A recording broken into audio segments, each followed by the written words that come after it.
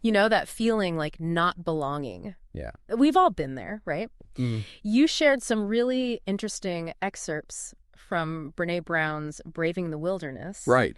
And this quote by Maya Angelou seemed to really resonate. You are only free when you realize you belong no place. You belong every place, no place at all. Mm. The price is high, the reward is great.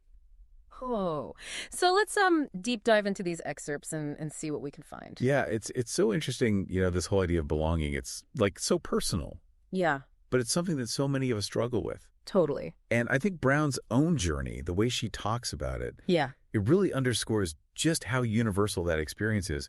absolutely. It's like she's giving a voice to this feeling that we've all had. And she starts with these like early childhood memories, that are so powerful. Like moving to a newly desegregated school in New Orleans when she was 4 years old. Wow. Can you imagine being like 4 years old and your friend telling you the first white person they've ever had inside their house? Yeah, that's what a stark example of, just the complexities of belonging. Especially in a society that's like grappling with these huge changes. Right. And it shows how even these really early experiences, things that might seem small on the surface, they can have a big impact on our sense of self, where we belong or where we think we belong. It's like those early experiences really imprint themselves on us. Yeah. And for Brown, it wasn't just about race either. She talks about trying out for the Bear Cadet dance team, practicing her heart out, feeling confident, and still getting rejected.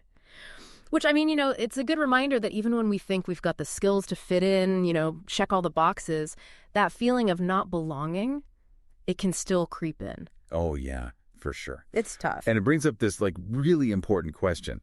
How do we deal with that feeling? Right. Brown's research actually identifies 3 main ways that people react to the pain of not belonging.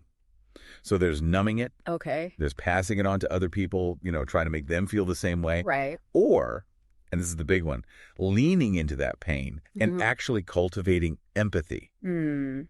And you know what? She admits to trying the first 2 before she finally landed on that 3rd one. Which is, such a human thing to do, right? We all try to avoid uncomfortable emotions. But she hints at the cost of those avoidance strategies, right? Yeah. Like the toll it took on her family, on her own personal life.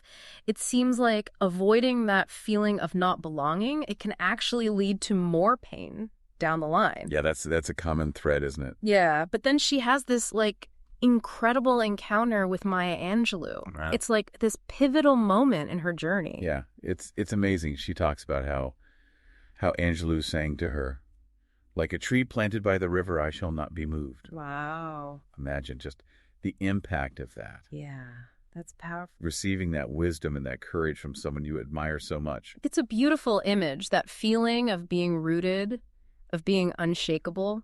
And it seems like that's when it clicks for Brown. Like she finally understands what Angelou meant about belonging no place in every place. Mm-hmm. It's about finding that sense of belonging within yourself, not looking for it in external validation. Which is interesting because later on, she talks about this conversation with her husband, Steve, that really reinforces this idea. Right. And he puts it so perfectly. He says, you will always belong anywhere you show up as yourself and talk about yourself and your work in a real way. Love that. I know, right? And he even uses this example of her being the highest rated speaker at a conference despite showing up in jeans and clogs. Not exactly your typical conference attire. Right. That's great. See, I love that because it shows that authenticity. It trumps conformity. Yeah. True belonging isn't about blending in. It's about having the courage to stand out as your true self. But, as we've been kind of saying, that courage, it comes at a price. It does. Absolutely. Because there's that vulnerability in showing up authentically. Right. You risk judgment, you risk criticism, maybe even rejection. Yeah. So if the price is vulnerability, then what's the reward? What do we gain by stepping into that arena? Well, that's where it gets really interesting because the reward is freedom. The freedom to be your most authentic self. Mm-hmm. It's about forming deeper, more meaningful connections with other people. Right. And having the space to do work that really aligns with your values. Yeah. It's like that sense of freedom and connection, it becomes its own reward. It's like that sense of freedom and connection, it becomes its own reward. One thing that really struck me about Brown's work is how she weaves together these personal stories with her research and even like spiritual teachings. Yeah. Like she includes this quote from John O'Donohue. Okay. That just stayed with me. He says, "Only holiness will call people to listen now. And the work of holiness is not about perfection or niceness. It is about belonging, that sense of being in the presence, and through the quality of that belonging, the mild magnetic of implicating others in the presence." Wow, that's powerful. Right. And it speaks to something that Brown really emphasizes throughout the book, which is that true belonging, it's not about being perfect. Right. It's not about putting on this facade. It's about showing up as our authentic selves, Yeah. messy and imperfect as we may be. Totally. And inviting others to do the same. Yeah, and sometimes those invitations, they come up in the most unexpected places. Like Brown actually shares a story about singing a hymn a cappella with like a group of complete strangers at a funeral. Mm-hmm. They were in the overflow room of a church, no choir, no organ, just like this room full of people raising their voices together and "How great thou art." It's amazing how music has that power to connect us, isn't it? Especially in moments of shared grief. Totally. Reflection. Yeah.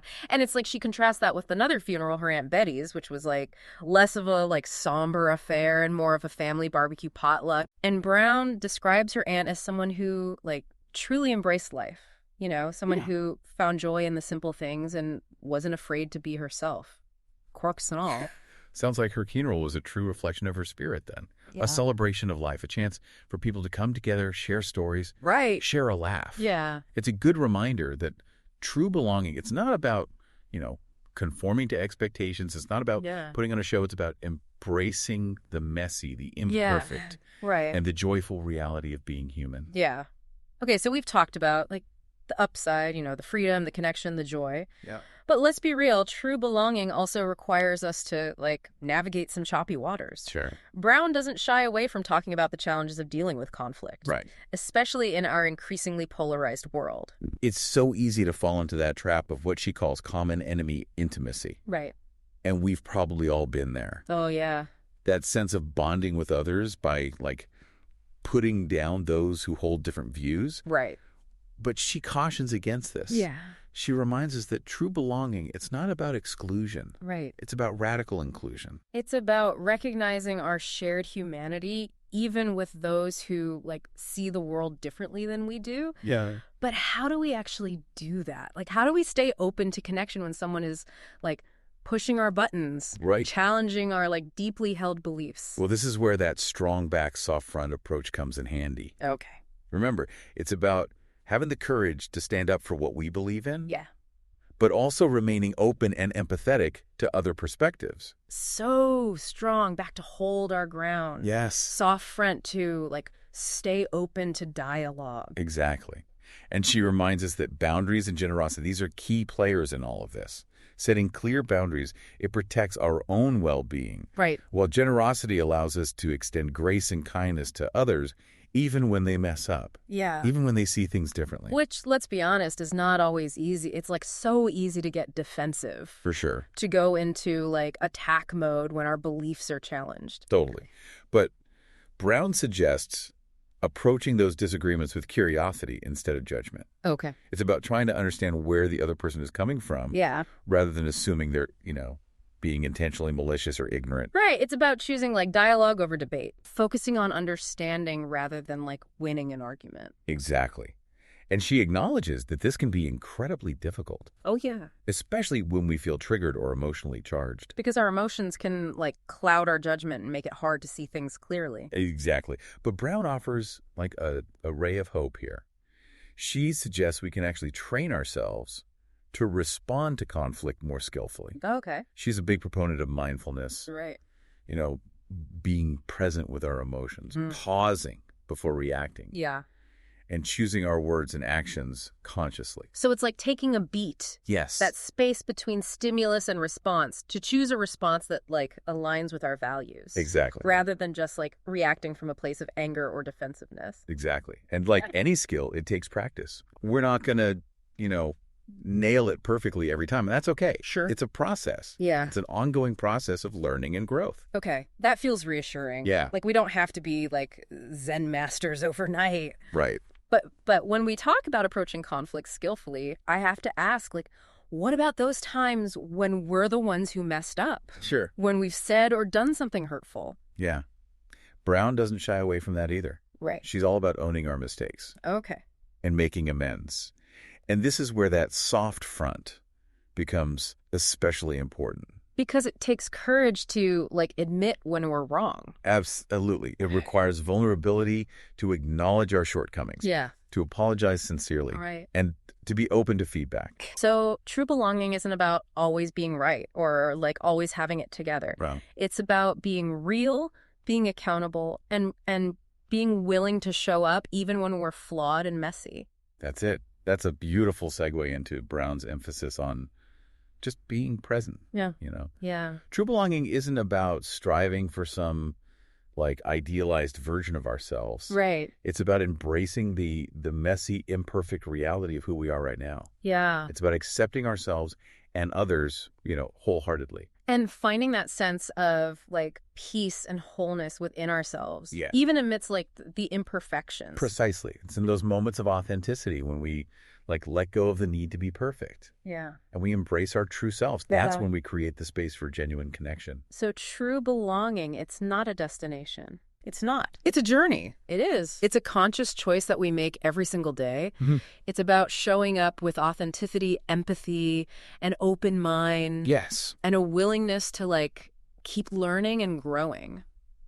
It is it's an ongoing process, this journey. It is. And speaking of showing up, Brown, she leaves us with this really powerful question at the end of Braving the Wilderness. Yeah. It's she's challenging us to take everything that we've learned and put it into practice. Yeah, absolutely. She asks, how can you cultivate a strong back, soft front approach in your own life, allowing you to show up authentically, speak your truth with courage and generosity, and connect with others in a way that transcends differences and fosters true belonging? It's a big one, right? Yeah. Okay, so you've heard the theory. Now go out and live it.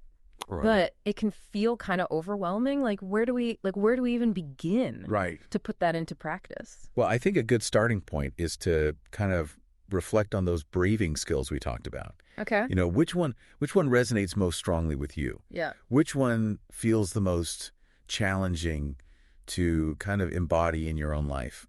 Yeah, for me, it's probably the generosity piece. It's it's easy to be generous with people who agree with me. Right. But it's a whole lot harder when it's someone who, rubs me the wrong way. Sure. or holds completely different views. Yeah, I hear that.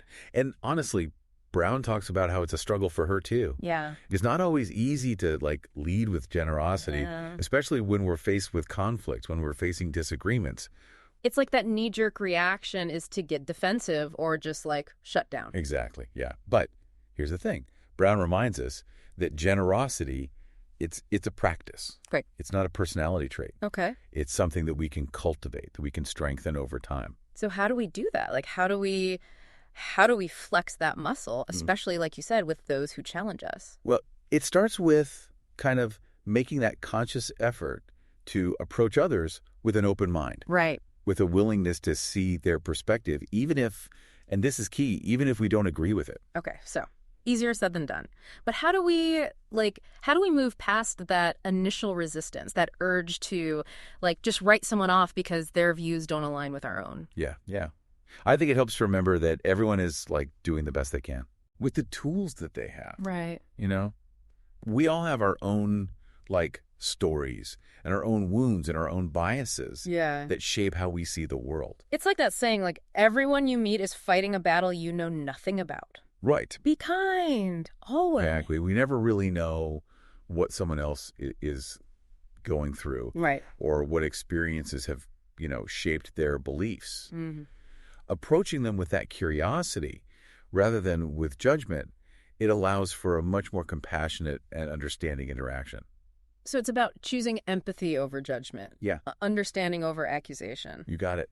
And that's not to say we have to agree with everyone or that we have to condone harmful behavior. Right. Boundaries are still important. Yeah. It's about creating that space for dialogue, recognizing our shared humanity and approaching those differences as opportunities for growth. It's about recognizing that disagreement doesn't have to equal disconnection. Exactly. In fact, Brown argues that this willingness to actually engage with different perspectives, Okay. to embrace that diversity of thought and experience, it's essential for building a stronger and a more resilient society. It's like that whole idea that iron sharpens iron. Right. When we surround ourselves with diverse perspectives, even those that challenge us, it helps us to grow, helps us to learn, and to become, more well-rounded people. Exactly. True belonging isn't about surrounding ourselves with people who are exactly like us. Right. It's about recognizing that our differences, that's what makes us interesting. Yeah. That's what makes us human. So it's about leaning into those differences, approaching them with that curiosity and seeing them as opportunities for connection rather than division. Absolutely. It's about embracing that beautiful messiness of being human. Yeah. And creating a world where everyone feels seen and heard and valued for exactly who they are. This whole deep dive has been incredibly eye-opening. Yeah. It's given me a whole new perspective on what it truly means to belong, to myself, to the world around me. It's been such a pleasure exploring these ideas with you. And remember, this journey of true belonging, it's ongoing, right?